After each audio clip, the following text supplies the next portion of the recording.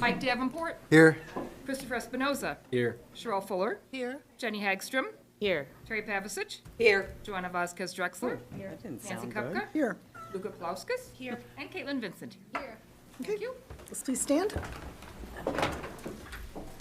Allegiance to the flag of the United States of America and to the republic for which it stands, one nation, under God, indivisible, with liberty and justice for all. I like that indivisible part.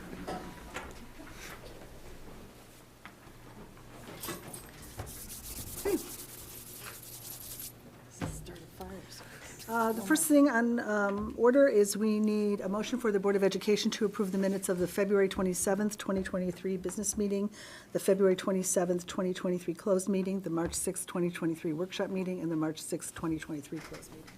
So moved. Second. Terry and Mike. Nope. Oh, sorry, Chris. Chris. I heard a male voice. Terry Pavasich, Aye. Christopher Espinoza, Aye. Cheryl Fuller, Aye. Jenny Hagstrom, Aye. Joanna Vasquez Drexler, Aye. Mike Davenport, Aye. and Nancy Kupka. Aye. Thank you.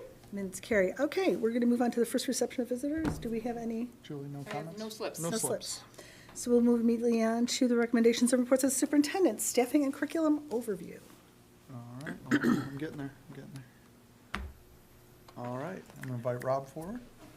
Hey, good evening, everyone. From the microphone today, we have Georgia and Keith who are joining us for our presentation.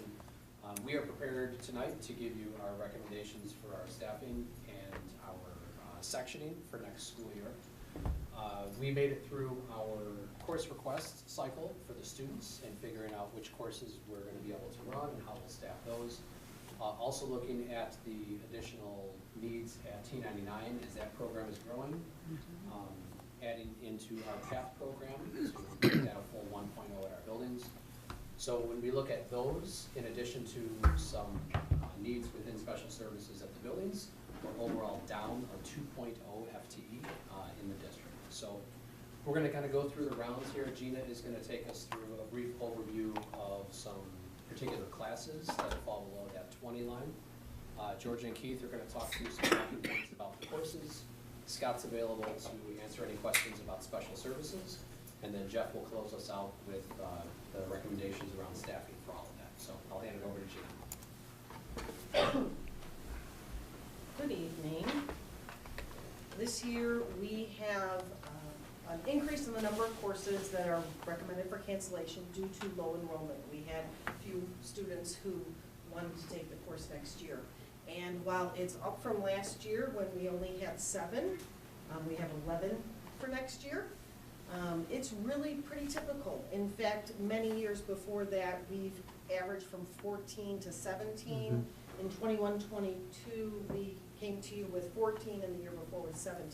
So while that's an increase, it is not out of the norm in terms of the number of courses recommended for cancellation. We have an equal number of courses that we are recommending that are under 20 that we would really like to offer our students next year. And that is also kind of within the range. We usually average anywhere between 17 and about 23. So we're right there in the range of 22. We have one course that we really wanted to run at both campuses, AP Music Theory, which is a course where enrollment has kind of ebbed and flowed a little bit. And we were really struggling to run that course with the lower number that it had at each campus. So we are going to do something for the first time, or we're hoping to do something for the first time next year in terms of offering that course to students in both buildings with one teacher who teaches it sort of in a blended fashion. So maybe in person in one building one day, in person another day at the other campus, and offering those students the opportunity online as well. So combining those classes, similar to the way we combined television years back when we didn't offer it at South High School, but different in the sense that the students will not be traveling. So I did want to point that out for the bottom portion where it talks about courses that are combined. Any questions about that before I turn it over to George and Keith, who will talk through more specifics? Are we going to, so the previous slide, are we about to talk about the previous slide? Or That do you want comments on That that is- now? I mean, If you have Yes, questions, sure. so there were two things that stood out to me. One is the huge drop-off in interest in AP French. And then also at South, there was a computer programming. Do we have some sort of is it just coincidence that all of a sudden there's that fewer students interested? I know we're looking at different cohorts, but that seems pretty, especially the one with the French, seems like a huge drop-off. We have been facing a decline in our number, well, we're facing declining enrollment in general, but we have been facing a declining enrollment in French. Also, we have to consider that students can come in typically into Spanish 2 and get a significant number that do. We only have one of our center districts that offers French. So to make it to that level, not all students have that opportunity. Because most of our freshmen are coming in French 1, if they take it as a freshman. So we have been seeing a decline in all of our upper levels of our language, of French. Is that a trend we think will continue, or is that something we want to try to do something about? I mean, I do know we've done articulation with District 58, which offers French. We've also done articulation, although many of those students will come into French 3 from Avery Cooley. We do get a handful that do come into French 3. That is something that we are watching, and we are definitely looking at, because we want students to make it to those capstone courses. In terms of computer programming, there's a significant number of reasons for that we could go through, but I think we're also seeing some of that change as we've offered other courses in Okay. CTE as well in recent years. And That's And computer we're offering programming two. too, so, yeah. and overall, we've seen a decline in world languages over the years as there's been increased interest in a variety of electives, but especially in CTE is where a lot of students move from those electives in world language over to electives in CTE. So the decline in French and other world languages is across the board. It's such a large drop from one year to the next that it makes me wonder if there was something else going on there that would prompt students not to have as much interest in it. Okay. I'm going to back up to this one for reference in the background. All right, I will kick it off. I'm going to start kind of talking about some of the elective areas. So, and I might actually end up touching on a couple things I think that you were talking about. Okay. All three elective areas, but specifically the visual arts, career and technical education, and world languages at South have steady enrollment for next year, which is a good thing. In CTE, we will be offering keyboarding technology for the first time as a dual credit course next year, and we have a completely full section. In fact, we had to de-enroll just a few kids out of there, so that's pretty exciting. We have kept some of our lunchtime keyboarding programming over the years, but never run it in the regular school day this way in many years, but now with the dual credit, a lot more students chose to take it, so that's exciting. For the first time in the years that I've been in this position, we will be running 4 sections of AP Computer Science. We usually run 3, so that's a nice bump in that speaks course. a little bit to- all right. And thinking about that computer programming piece, the other thing is we're up another section in our Project Lead the Way engineering courses for next year. So for the first time, we'll be running 2 sections of the engineering design and development, which is the capstone in that sequence. So we have 2 of the intro kind of course, then 2 of our principles of engineering, 2 of the engineering design and development, and a combined section with the civil engineering and architecture course. So we'll be technically having 7 classes in that engineering Project Lead the Way strand, which is awesome. Yeah. And in addition, we still have our 4 sections of our pre-engineering class, which is not the Project Lead the Way class, just the kind of intro to engineering class.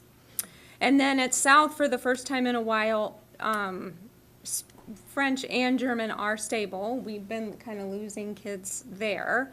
And the board has been great to support German, the AP German course with low enrollment.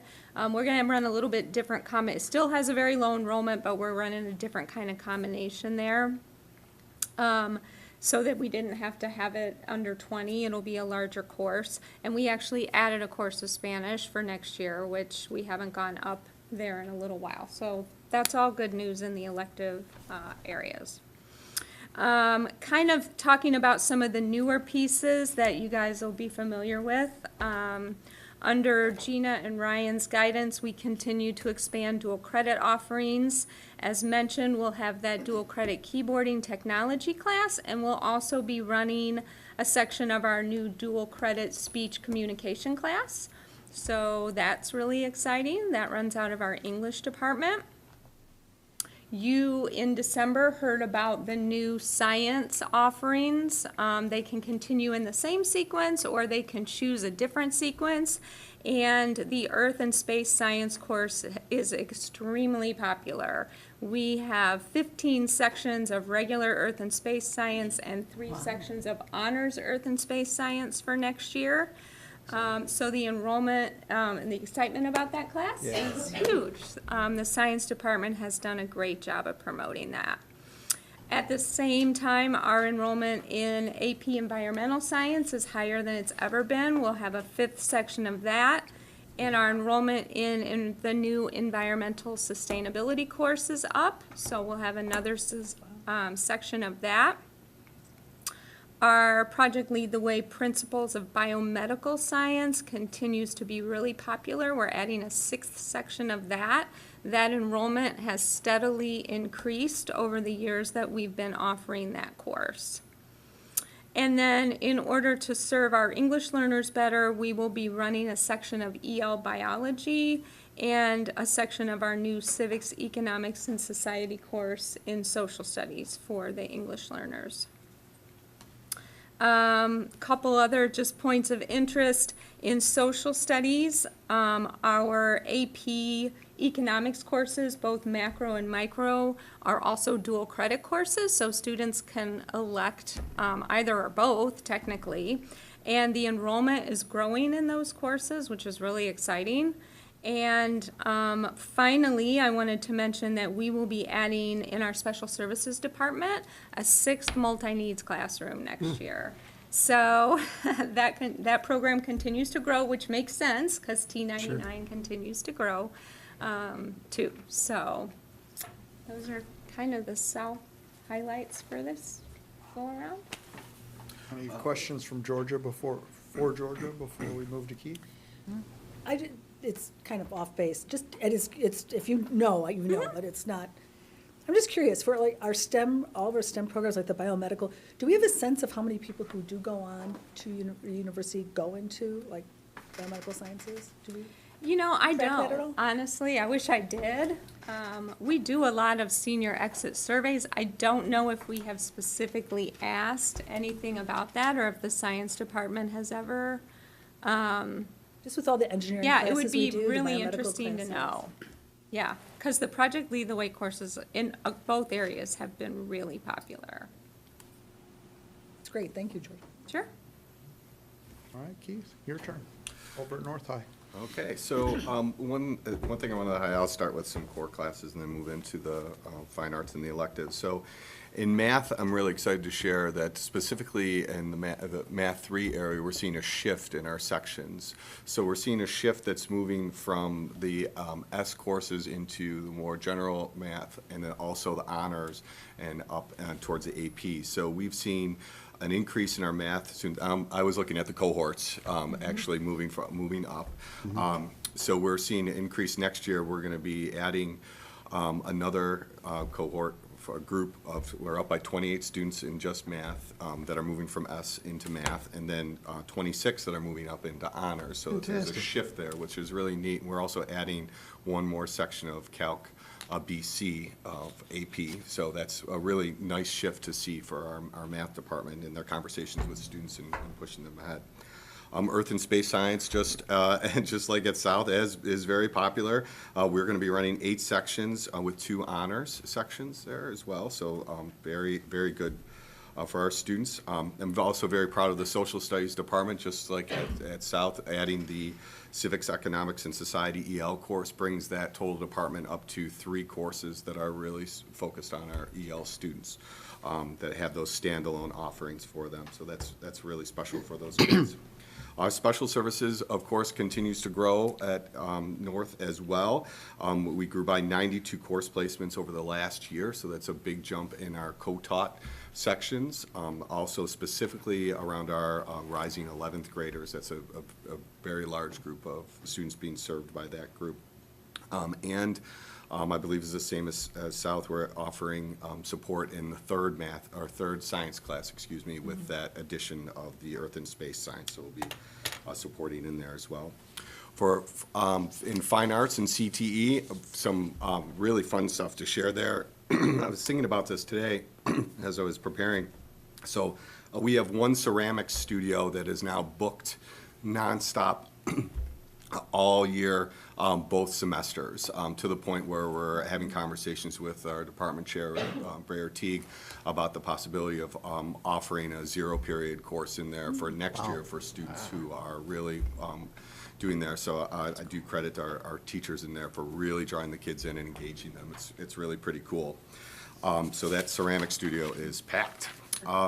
The other thing I would mention is in our culinary offerings are really up. And I went back and I was talking to people because I'm new, and I was thinking about when the construction was completed and how much the enrollment in those courses has bumped. So the year that construction was completed and started, there were 15 sections in all of our culinary classes in the 3 offerings. There are now 24. So just the opening of that space with the glass that you can see in and see what's going on. We now have overflow in another classroom that we have to use for all the students that are interested in that. So very exciting. And as at South, our EL population is continuing to grow as well. We had a great English language professional development last week with our teachers. Our EL department put that on. It was just really quick things that teachers can do and skills and strategies they can use in their class. They celebrated what was going on already in the school and to see how we can spread that goodness. So that's really great. We're going to be running, of course, I mentioned the social studies EL courses as well. And we're hopeful to find an EL science teacher to help, because we could fill an entire EL section of the Earth and Space Science because it is that popular. So a lot of great things happening. All right, any questions for Keith? No, it was great that the facilities are being used, especially the kitchens too. Yeah. That's great. It's really neat. It's really neat to see those numbers and to see that jump because of that. It's cool. It's fantastic. You know, I was, last week, I was on a panel in a couple of U.S. government classes at South High, talking to students we were invited in. And one of the questions I got was, do we listen to what students have to say? And of course, they're thinking about a lot of different things. And I started thinking about all the ways, and this is a huge way.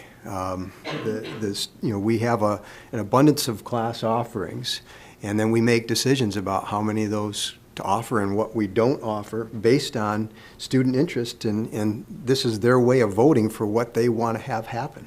And so I just thought I'd share that. And Mike, we're somewhat unique in the way that we schedule here around student course requests is the primary thing that we're working around. We don't walk in with a predetermined, like, we're going to run this many sections of this and that and whatever. We build around student choice and what they're interested in, and we work as hard as we can to get it to all fit together as a puzzle piece so that students really get what they're looking to have as their experience. Doesn't work out, sometimes things don't break, perfectly, and sometimes we have to offer up second choices to students, but the great majority of students get what they're asking for here in District 99. And then we work from there. So, good segue. So we start with that information. We take these are all of the positions that are outside of those requests, which we brought those changes to the board at our last meeting.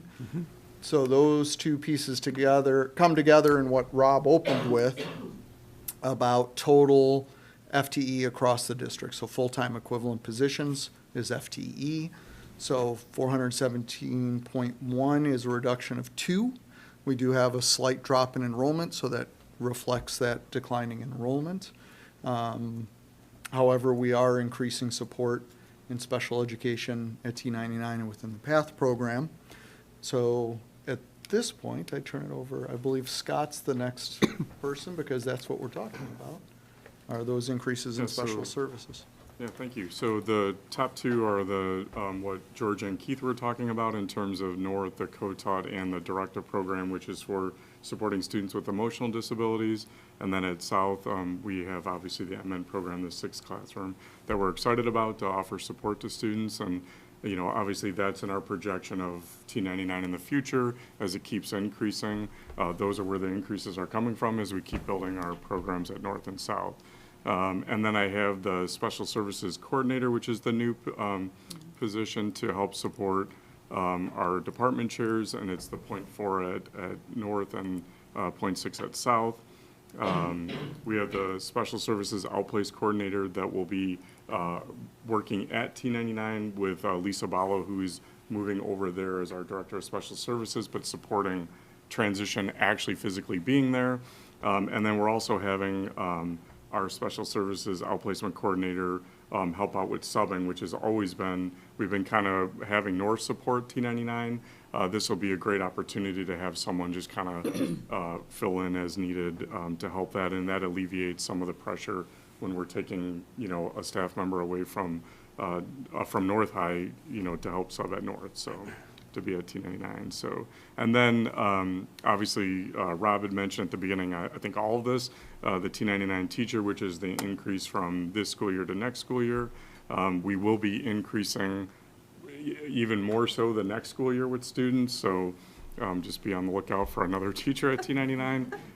We always appreciate your support. I mean, our district does support our special services in an amazing way, so we appreciate that. And then we do, because of the increase, have this speech therapist increase that's going to be a little bit at North and a little bit at T99.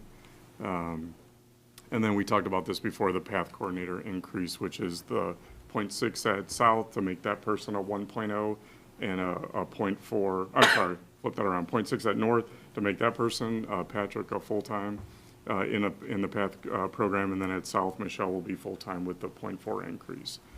So we appreciate that support too. That's working with our students in the in-school intervention room and our PATH program. So Go back, I was trying to remember this, but remind me how it works. I get it, where you spelled out the .4 versus the .6, like for the special services coordinator, but for North High up top with Yep. the special services instructional FTE yeah, increase. that's the teaching FTE. So 1.6 at the same, how does that work, like at the same school? Yeah, so we go through and look at what, just like in the process of students selecting courses, but this is really driven from the IEP meetings of what supports that are needed, and then those students are placed into the different classes and things like that. So for example, for North, like Keith had mentioned, there's, North is increasing in students that are enrolled in special services and getting support, but also the directive program is something that used to be at North. The enrollment went really low. And so we actually, South has been supporting some of the students at North, but they have enough students to run their own program. So that's kind of where that increase is coming in and play for North High. So we need 1.6 FTE to cover that increase in those services. But some of those will go back to, some of those, the FTE at North now will return to South? No, it's actually increasing North so that they can run the program. Okay. And then at South, the increases from the .4 is the overall kind of structure of special services, but we do have an increase in this multi-needs program that's driving a lot of what we need at South. Does that answer your question, or? Kind of, I was just, so it's a full-time person and then Yeah, it's like, so at North, it's, and a a half. full-time person would be the 1.0, and then it's 3 additional class periods for the whole year. So every .2 is like one class. there we go. Yeah, So that- point one is one semester of a class. Okay. So most classes are paired together across the year, so that's point two. Okay. So point six would be, a teacher with point six is teaching 3 sections a day all year long. Got it. Somebody point five would be like 3 one semester to another, right? Because each of those semesters stacks together as a point one. So a 1.0 teacher has 5 classes a day, both semesters, plus plan, plus supervision, plus lunch. Scott, remind me, what's our total FTE allocation right now for T99? Well, so we have, so we currently have 6 teachers, a vocational coordinator, and for our teaching staff, there's 6 teachers.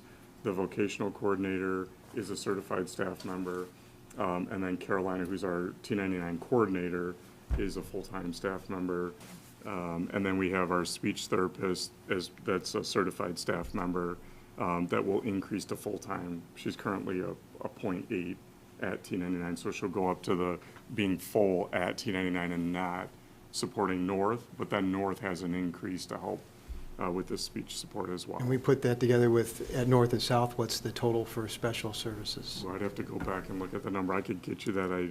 Or just curious, because, 5.4 it's a pretty substantial increase, It I think. definitely And is. it's an investment that's needed, Right. but just to help people understand the magnitude of what we're Yeah, I doing mean, we here. currently at South, I believe if my numbers are right, we have like 46 special ed teachers and like certified staff at South and like 36 at North. So to put that in perspective of an additional, and then T99 has the, like 8 FTE of like teacher, kind of positions, to give a little perspective with that. But it definitely is, and I mean, a lot of that is like T99, are growing and it'll continue to grow. Like South continues to grow in our multi-needs, which is, it's awesome. I mean, it's great. People call and they're just like, we hear you got good programming and, we want to, even when students are in, 3rd, 4th grade, they're calling and asking about our programming. So, I mean, it's a wonderful service that we offer, but. And It does special increase. ed is very different in the fact that it actually comes down to students' IEP plans, Yes. right? So, Right. number of minutes of social work and the different variety of supports and needs, like each student's needs can be very different from one student and another. A student might be in mostly general ed programming and then have a course or 2 supported in special education to being totally inside, like in the MN program, where you're almost in a school inside of the school. So, we're seeing an increase in the number of students in special education right now. But it's not like when you see a general education student go up, we know they're going to take like 7 courses. You can kind of, it's a Yeah. pretty predictable formula as to what's going to happen. Scott and the whole student services team and special education team, it's really student by student, looking at what their needs are and where they're going to be placed in their courses. So one student in special education could have a very large impact on the overall programming and staffing, or it could have a very small impact, but it's a much more difficult puzzle to put together. What I would say too, to add to that, like North, in the past couple of years actually has been really not asking for a lot. So this is kind of like where we're seeing the directive program and the growth of number of students that are going to be supported by co-taught and things like that. So it does kind of, it kind of does a little roller coaster. I think from my experience, obviously this continual like multi-needs growth, obviously that's why T99 is being, we're building on there to accommodate the students. I mean, we're going to be up in the, in a few years, we're going to be in the 90s, which, I mean, we started that program and we were at like 20s. I was gonna say, Yeah, yeah. Like, I was mean, gonna it's- say, yeah. It's been amazing, and it's all coming from our multi-needs within the high schools, at North and South. Yeah. So, Well, in addition to meeting those unique needs, it benefits the entire program as well. Just being able to do what we're currently doing better coordination and bringing in additional expertise as well. Well, more kids stay within 99 boundaries rather than going out and costing Yeah, us. we worked really hard on the, Right. trying to follow the least Yeah. restrictive environment of trying to have students come back from our outplacements to, Yeah, which and is that makes a occurring. big difference. No, that's a great point, Terry, because, there is a cost to not doing this. Right. We have an obligation to take care of our students in the way that they need to be taken care of. Doing it this And way if we is can't a- do it in-house, we've got to do it out-of-house, and that costs us even more. This is a long-term That's a great point, Terry. cost benefit to Yes. keeping Yeah. it in-house. Yeah. And not only that, it's a benefit to our community of keeping our own kids in our own community. Yeah. And they can stay home, Mhm. and be with their families. That makes a big difference, just like our regular. And transportation costs for outplay students is Right. very expensive on top of the placement costs. So in the long run, it's the right thing for the kids, that's why we do it. But it's also the right thing for the district's budget and for taxpayers to try to keep these services within our community. And this is a small price to pay. Well, it's actually a big price, It's a big price to Well, pay. but compared No, to but the alternative, It could be worse, it yeah. could be Yeah. worse. Yeah. I mean, you know what I meant. I know what you mean. All right, who do we have, Jeff? Jeff's know next. what you meant, Terry. Good evening, everybody. Hello? Hi, Jeff. And I am just going to kind of walk you through the last portion of our presentation on staffing for next year, focusing on my memo. The first portion of that, notes for you staff members who are being honorably dismissed for next year. Those are staff members who we do not have equivalent FTE for next year, so because we've heard some of the reduction in our enrollment, so we have overall that has a ripple effect. Excuse me. And so some staff are thus not able to have the same FTE they have this year, so those are the folks who are being honorably dismissed. There's 7 of those for next year. Also on the memo are a couple staff who are just being dismissed.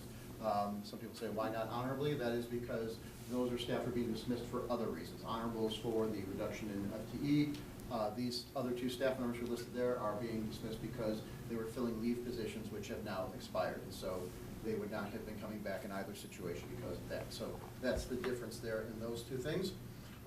Then beyond that, you see the list of names of all the staff members who are up for renewal for next year, and that's the large packet of contracts that Julie's brought with to be signed. And later this week, pending your approval and signage of those, I'll be meeting with staff members who will be very excitedly, I'm sure, as always, looking forward to seeing those so they know they'll be able to continue their employment here in District 99. Also in the packet of information for my section are the resolutions to that effect for all of these actions, as well as the exhibits, which are the list of names again, and then the copies of the letters, the form letters that will be used in terms of informing these individuals of what's going on after the board acts. So that's that portion. Any questions for Jeff? Just a comment that this is really tough.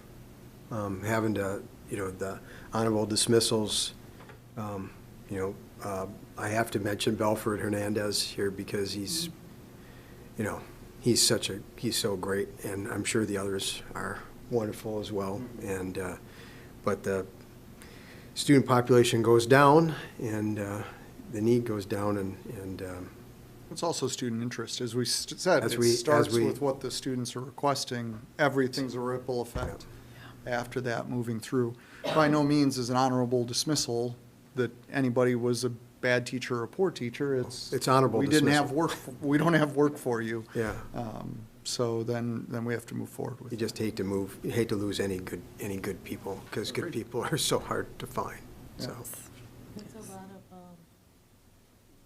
education work out there that's helpful too, I think, right? Mhm. Yeah, and we will definitely help all of them land on their feet, but, it starts with what our needs are, and that's kind of the end result in some ways, and it's never a good thing to let good people go.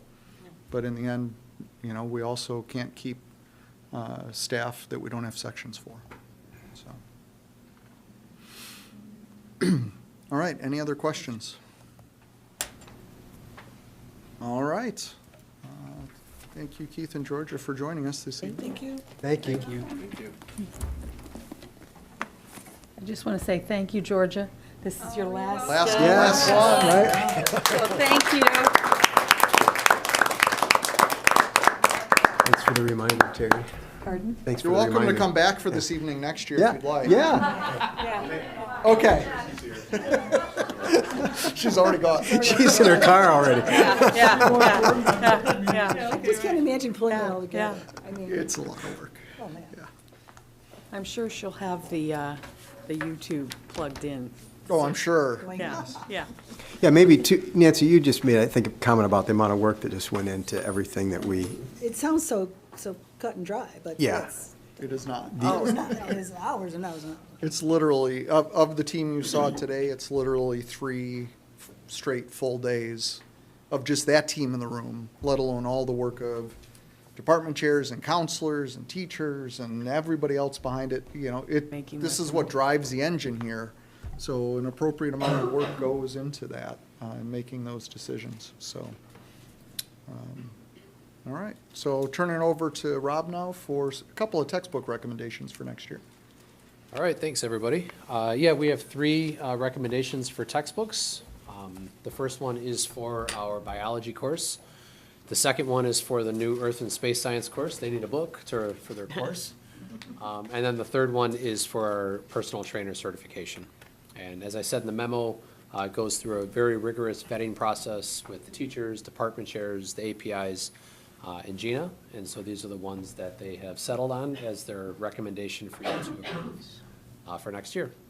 Ace is good. I thought we had I was glad to see the personal trainer one still on here. I thought that we talked about that at one point and we didn't have the enrollment, so. No, we've been pretty much able to offer a section. We Okay. also, it's dual credit Yeah. course. And this is actually an update, a newer edition that aligns very, very closely to the exam that they have to take, so it's, Yeah.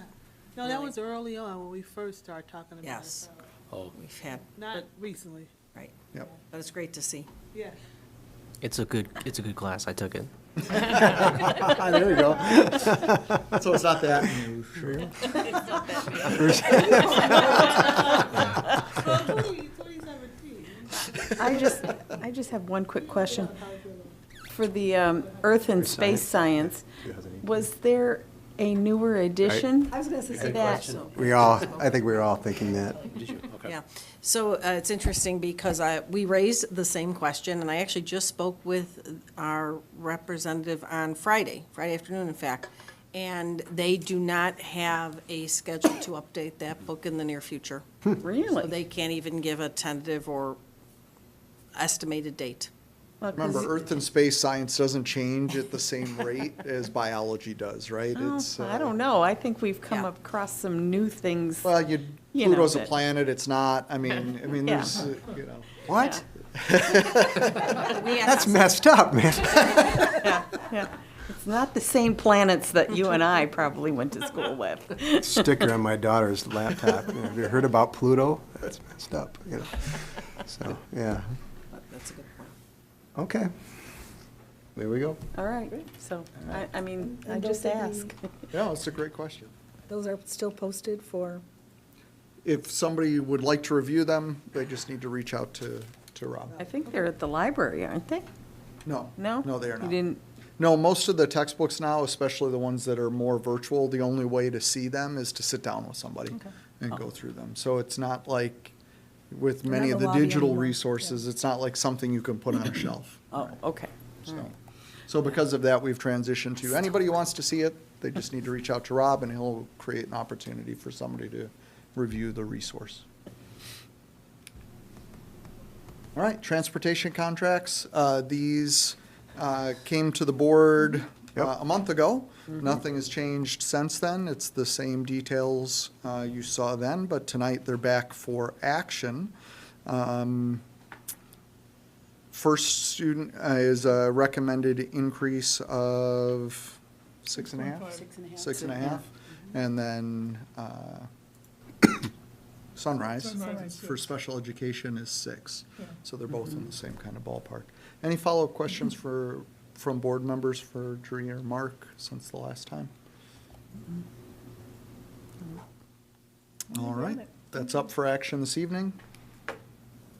Also, back is the sale of bonds for the galvanized pipe project at North. As part of this project, we're required to publicly notify the board of the sale of bonds, so that's what this serves as in the public meeting. You've been informed. Thank you. Jewel litigation, partial settlement, this is something we've talked about with the board enclosed as it was a pending legal matter. It's now out in open now because we are reaching the point of a partial settlement as part of a class action lawsuit that District 99 is part of.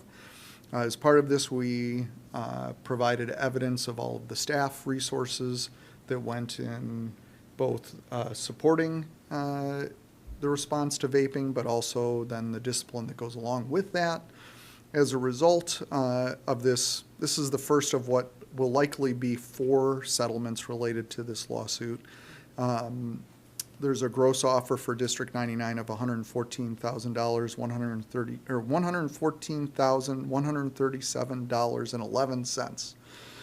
Out of that, portions go to a variety of different law firms. We believe that the net that the district will receive will be somewhere around $78,754 for very little staff time invested in this process. So Will receive over, we'll receive over a 3-year Three-year period, period. paid out in portions over a 3-year period. So it is the board's attorney's recommendation that the board accept this offer this evening. Any questions? I don't have any more. All right. Next one is that the board needs to establish an organizational meeting. The administration's recommendation is May 15th, which is actually when our meeting was scheduled, and it is the last possible day to do a board organizational meeting under the new laws that were passed. So we are establishing that date for this meeting. And then the final one is an amendment to the SACIT agreement. This has been shared with the board multiple times.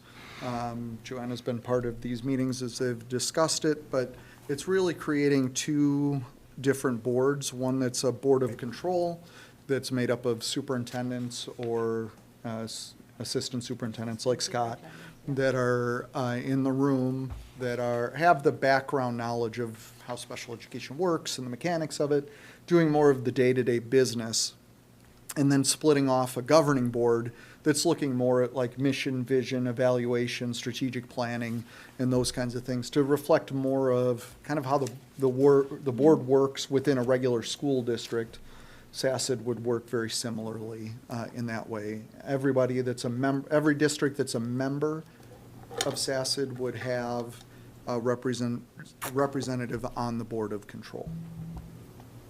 So it's an action item this evening to approve this amendment to the SACID agreement for that structure. And this was something that you thought was a great idea, right, Joanna? Yeah. So, I yeah. thought it was. Yes. I know it's something that you kind of, My evaluation. Yeah. Right. Maybe that should have- yep, so, thank you for that. All right. The last one for this evening is Freedom of Information requests. We have received them and responded to them. They can be found, if you search our website for FOIA, you'll see a little blue bar that says recently fulfilled FOIA requests that brings you to the long list of FOIA requests that have been responded to. That's all for superintendent's reports this evening. Anything else from any of the board members?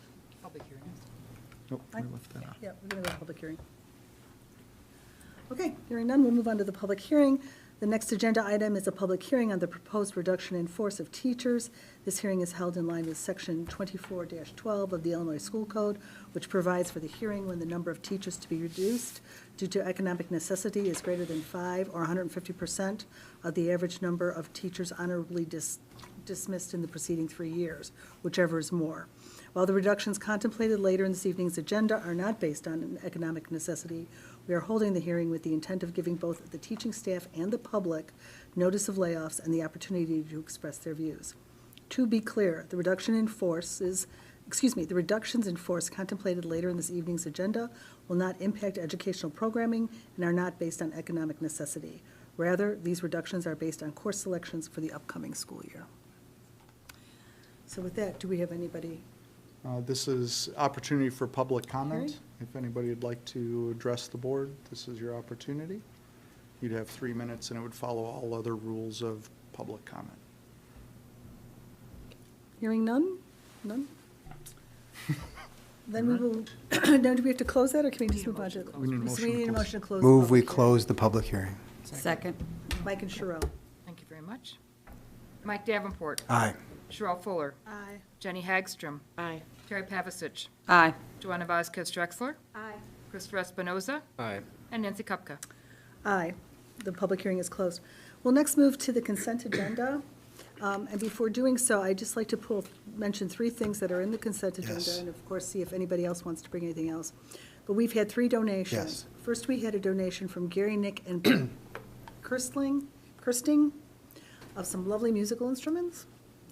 We had a donation from the Downers Grove Roadrunners of over, I believe it was over $12,000.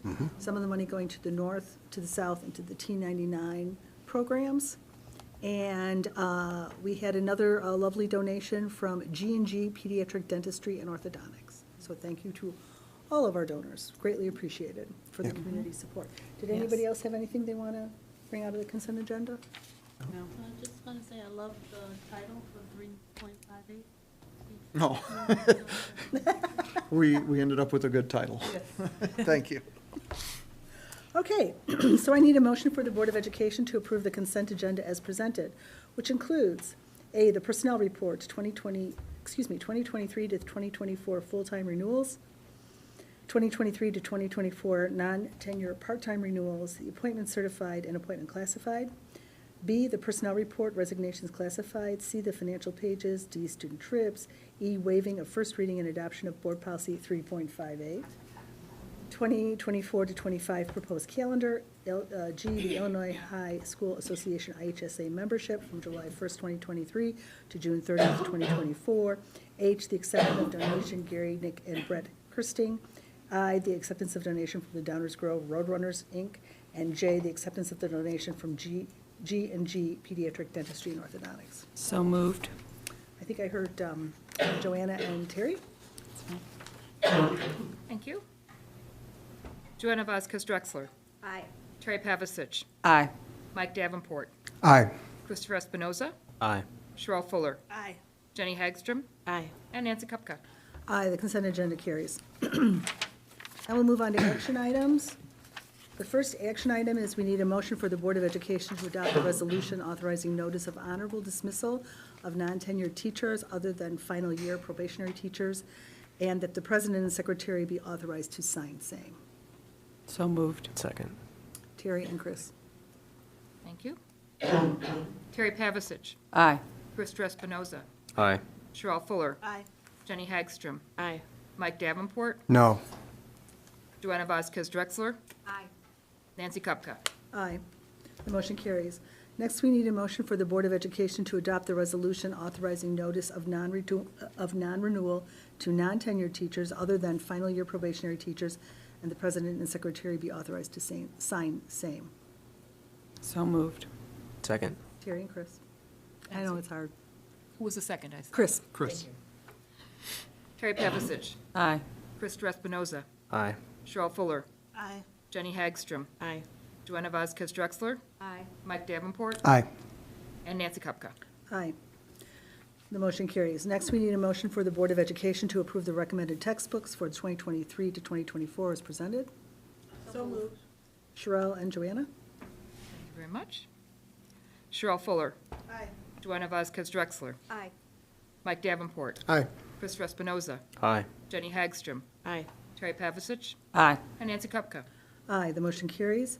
Next, we need a motion for the Board of Education to approve the amendment to Special Education Student Transportation Services and Transportation Contract with Sunrise Southwest LLC for the 2023 to 2024 fiscal year, and authorize the administration to execute all necessary documents to continue this contract. So moved. Second. Mike, and I think Christopher again. Thank you. Mike Davenport. Aye. Christopher Espinoza. Aye. Sherelle Fuller. Jenny Hagstrom. Aye. Terry Pavasich. Aye. Joanna Vasquez Drexler. Aye. And Nancy Kupka. Aye, and the motion carries. Next, we need a motion for the Board of Education to approve the amendment to the extension of Pupil Services Agreement with First Student Incorporated for the 2023-2024 fiscal year and authorize the administration to execute all necessary documents to continue this contract. So moved. Terry and Joanna. Thank you. Terry Pavasich. Aye. Joanna Vasquez Drexler. Aye. Mike Davenport. Aye. Christopher Espinoza. Aye. Sherelle Fuller. Aye. Jenny Hagstrom. Aye. And Nancy Kupka. Aye, the motion carries. Next, we need a motion for the Board of Education to adopt the resolution authorizing partial settlement of vaping litigation. So moved. Second. Chris and Mike? Is it Mike first, though? Or No, Chris was Chris first. Thank you. We must sound a lot alike. Christopher Espinoza. Aye. Mike Davenport. Aye. Sherelle Fuller. Jenny Hagstrom. Aye. Terry Pavasich. Aye. Joanna Vasquez Drexler. Aye. And Nancy Kupka. Aye, the motion carries. And finally, we need a motion for the Board of Education to adopt the resolution of Board of Education of Community High School District 99 ratifying proposed amendments to the School Association for Special Education in two-page articles of joint agreement. So moved. Second. Joanna and Terry. Thank you very much. Joanna Vasquez Drexler. Aye. Terry Pavasich. Aye. Mike Davenport. Aye. Christopher Espinoza. Aye. Sherelle Fuller. Aye. Jenny Hagstrom. Aye. And Nancy Kupka. Aye, the motion carries. We'll move on to old business. We need a motion for the Board of Education to approve the policies as presented. Did anybody from the policy committee have anything to say? Nope, I brought them with, just in case. Let's make a motion that we can have discussion. Oh, yes. Board of Ed to approve. So moved. Mike and Sherelle. I've received no follow-up from any board members with concerns about these. We have made a couple of changes in administrative regulations that are associated with these policies, which is how we carry them out, that we'll release tomorrow, or we'll put in our files tomorrow and share with staff as well. As we said last time, most of these are really cleanup type changes. There's not a lot of substance in the changes that are presented here. It's either cleanup or responses to change in state law. Or federal law. There's one that's federal. Right. That's it. Any other questions? Okay, can we call the vote? Certainly. Mike Davenport. Aye. Sherelle Fuller. Aye. Jenny Hagstrom. Aye. Terry Pavasich. Aye. Joanna Vasquez Drexler. Aye. Christopher Espinoza. Aye. Sherelle Fuller. Aye. Did you get Yeah, I'm sorry. Yeah. Nancy Kupka, Yeah, aye. you did. Oh, You only get one vote, Wow. Sherelle. The motion Nice. carries. Nancy Kupka. Aye, the motion carries. And just to thank you again, that was a lot of work. From Yes. The policy committee is. It's a stack. It's a lot. Okay. We're going to move into our second reception of visitors. Have we had any I have slips? no We more, have nothing. no We have slips. No slips? So we're going to move into our communications and announcements. Len, Jenny, anything to update? Yeah, we had a meeting on Friday, March 17th, and then we will have one more at the end of April, and I think that'll be the last one for this school year. There is a lot going on right now in Springfield, and our land representatives were kind of wanting to point out that, you know, there's new leadership and a lot of new Yeah. representatives, and so there's a lot, you know, it seems like going on, maybe even more than usual. They were looking at, they did have, the Land Executive Committee met with Senator, I'm going to screw up his name, Villavalum. Am I Yes, you close? got it. Very well. From very well. Skokie. He was the senator that tried to push through a sex education mandate bill during the veto session. It did stall at that time, and there is no bill currently filed or in the works, but the Land Committee wanted to have kind of a preemptive conversation with him about it and see where he's coming from. There are a couple of concerns, both in, you know, whether the survey results that were sent out by the Illinois State Board of Education, or ISBE, sorry, are whether they're an accurate representation of what districts actually want. There's also concerns because at any time parents can opt out, And if a large percentage of parents were to opt out, that creates some operational issues for schools because they need to continue to educate kids during that time. And it would just be like, kind of splitting everybody up and what kind of, instruction is going to happen for the kids that are opting out.